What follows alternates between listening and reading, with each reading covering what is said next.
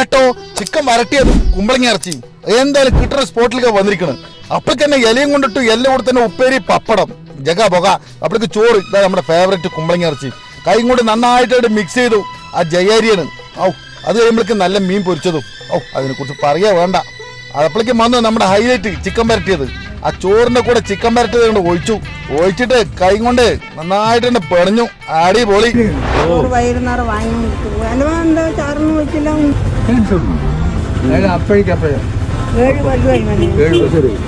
തിരുവനന്തപുരം പോകണമാ. അതേ സമയത്ത് കിടന്ന് വേദന സഹിക്കില്ല ഈ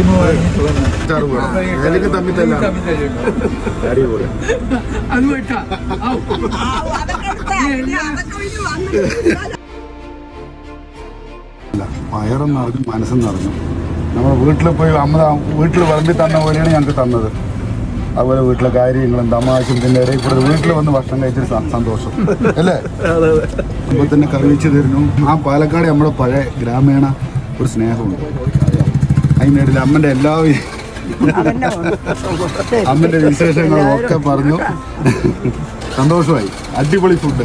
നിങ്ങൾ എന്തായാലും മസ്റ്റ് ആയിട്ട് പ്രാവശ്യം കഴിക്കുന്നതാണ്. വരും. ഈ സ്പോട്ട് വന്നിട്ട് നമ്മുടെ ആലത്തൂര് സോദി ജംഗ്ഷനിലെ അലുമിനിയം പാലസിന്റെ നേരെ സൈഡിലാണ്.